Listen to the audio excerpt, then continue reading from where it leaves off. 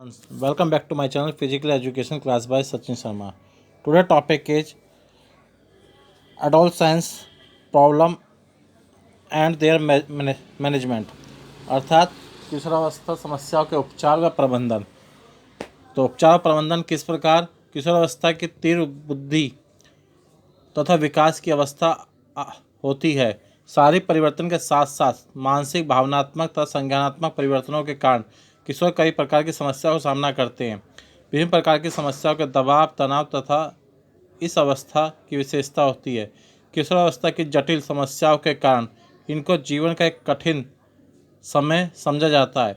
यह अवस्था केवल किशोरों के लिए नहीं कठिन होती अपितु अभिभावकों व अध्यापकों के लिए भी कठिन होती है, जिन पर इनकी शिक्षा तथा मार्गदर्शन का उत्तरदायित्व होता है। इसलिए माता पिता तथा अध्यापकों को इनके साथ सावधानी पूर्ण व्यवहार करना चाहिए, क्योंकि यदि इन समस्याओं का समय पर समाधान न किया जाए तो समस्याओं का नकारात्मक प्रभाव किशोर के भावी जीवन पर पड़ सकता है। इसी के कारण किशोर अवस्था का ध्यान रखना जरूरी है। किशोरों की समस्याएं निम्नलिखित प्रकार से सुलझाई जा सकती हैं। माता पिता की सहानुभूति व उदार अभिवृत्ति से sympathy and the broad feelings of the parents. माता पिता को सहानुभूति उदार अभिवृत्ति तथा सहायक स्वभाव किशोरों की बहुत समस्याओं के समाधान में सहायक हो सकता है तथा अच्छी अभिवृत्तियां उत्पन्न कर सकता है। माता पिता को किशोरों में हो रहे परिवर्तन को भली भांति समझना चाहिए तथा किशोरों के प्रति अपने व्यवहार में बदलाव लाना चाहिए। उनको किशोरों के साथ सहयोग करना चाहिए तथा उनके सपने साकार करने में सहायता करनी चाहिए। उनको किशोरों के साथ उदार नीति अपनानी चाहिए तथा उन पर अपने विचार नहीं थोपने चाहिए। माता पिता के अधिकारपूर्ण व्यवहार से किशोरों में विरोध तथा विद्रोह का भाव उत्पन्न हो जाता है। पर्याप्त छूट सफिशेंट लिबर्टी। किशोरों को अधिकतर समस्याओं का कारण अभिभावकों द्वारा पर्याप्त स्वतंत्रता नहीं दिया जाना है। साधारणतः घर तथा विद्यालय में कड़ा अनुशासन किशोर लड़के लड़कियों को नहीं भाता। इस प्रकार उनके व्यवहार में हठी आक्रामक विद्रोही हो जाता है। माता पिता का कड़ा अनुशासन कठोर व्यवहार इसका समाधान नहीं हो सकता। किशोर प्राय जिज्ञासु अपने साथियों में अत्यधिक रुचि रखते हैं, अतः उन्हें पर्याप्त स्वतंत्रता व छूट दी जानी चाहिए ताकि वह सामाजिक जीवन में स्वयं को समझ सके। हालांकि अभिभावक को चाहिए कि उनके सामने कुछ ऐसे आदर्श रखें जिनका अनुकरण कर सकें। उन्हें अपने बच्चों की गतिविधियों पर नज़र रखनी चाहिए, क्योंकि किशोरावस्था के दौरान भटकने की संभावना बढ़ जाती है। घर तथा विद्यालय का स्वस्थ वातावरण। घर तथा विद्यालय का अस्वस्थ वातावरण किशोर को अपने लक्ष्य से भटका सकते हैं। वे बुरी आदतों तथा कुसंगतियों आदि का शिकार हो सकते हैं। घर में माता पिता, आपसी संबंध, परिवार के सभी सदस्यों के बीच प्रेम, सहानुभूति आदि के घर से माहौल से स्वस्थ रहते हैं। ऐसे वातावरण में किशोर का सकारात्मक विकास होता है। विद्यालय में नैतिक शिक्षा, अध्यापकों को सतर्क रहना, प्रेम पूर्वक व्यवहार किशोरों को बुरी संगत पड़ने से रोकता है। किशोरों में विभिन्न प्रकार की मनोरंजन क्रियाएं जैसे नृत्य, योग, एरोबिक्स तथा जिम आदि में भाग लेने को प्रोत्साहित करना चाहिए। सही दिशा में ऊर्जा का प्रवाह, flow of energy in the good direction. किशोरावस्था में ऊर्जा का प्रवाह सही दिशा में होना चाहिए, जरूरी है। इन शक्तियों का उचित दिशा में प्रवाहित करने का सबसे अच्छा उपाय सारी गतिविधियों में भाग लेने के लिए प्रेरित करना है। खेल कूद के माध्यम से शक्तियों को उचित दिशा में देकर हम न केवल नकारात्मक गतिविधियों को रोक सकते हैं, बल्कि तनाव तथा चिंताओं से मुक्त होने में सहायता कर सकते हैं। खेलकूद किशोरों को न केवल शारीरिक मानसिक रूप से स्वस्थ रखते हैं, बल्कि नैतिकता सामाजिक मूल्यों का भी बीजारोपण करते हैं। गति विकास के लिए शिक्षा, एजुकेशन फॉर मोटर डेवलपमेंट। किशोरों में गति विकास संबंधी शिक्षा प्रदान करना अति आवश्यक है। उनको विभिन्न खेल खेलने के लिए प्रेरित करना चाहिए, जिससे अपनी इच्छा अनुसार जिम्नास्टिक, हॉकी, वॉलीबॉल आदि खेल खेल सकते हैं। यदि किशोर ऐसे खेल में भाग लेंगे तो शारीरिक व गति विकास अच्छी तरीके से होगा। बीएन झा के अनुसार यदि हम इस समय किशोरों का व्यायामहीन छोड़ दिया जाए तो वह शेष जीवन भर फूला हुआ शरीर ही परिणाम स्वरूप हाथ लगता है। मनोविज्ञान की शिक्षा, एजुकेशन ऑफ द साइकोलॉजी।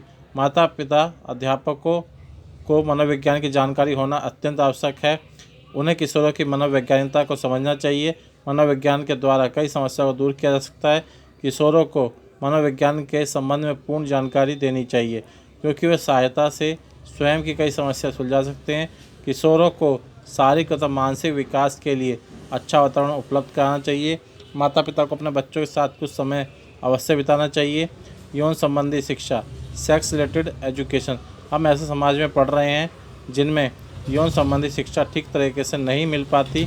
बच्चे विपरीत लिंग की ओर प्रति गलत धारणा अपना लेते हैं। अध्यापकों तथा माता पिता को यौन संबंधी शिक्षा देने में हिचकिचाहट नहीं करनी चाहिए।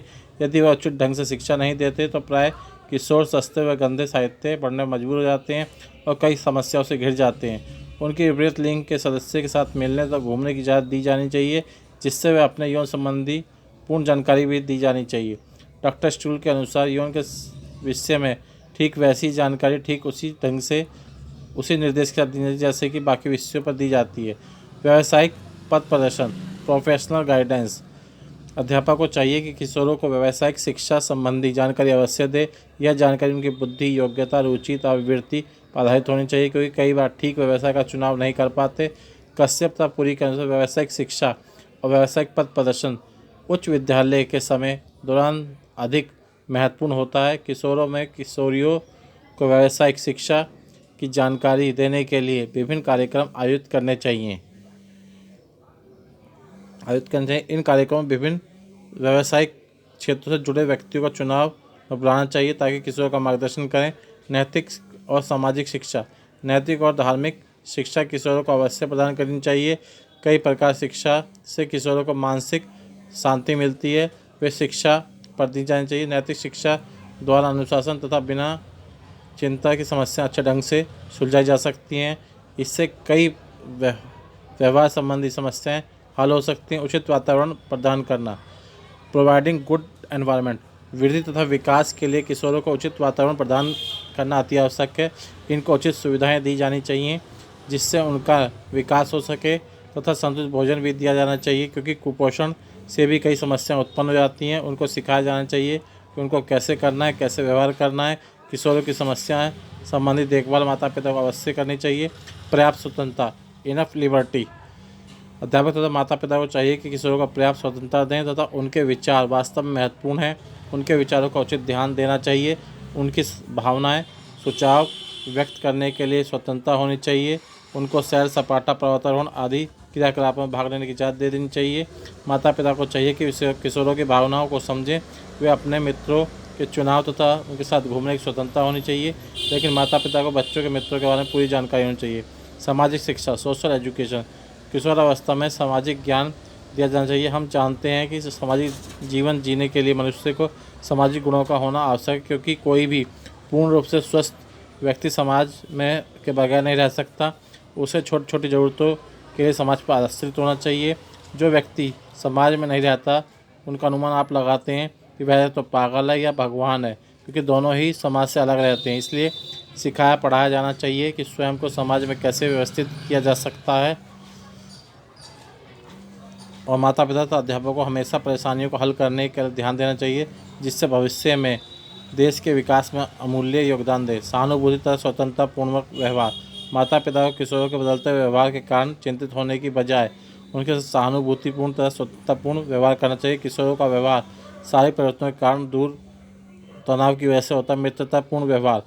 जब बच्चा किशोरावस्था में पहुंचता तो माता पिता तथा शिक्षकों को उनके साथ मित्रतापूर्ण व्यवहार रखना चाहिए, ताकि स्वतंत्रता के साथ साथ अपनी समस्या पर चर्चा कर सकें।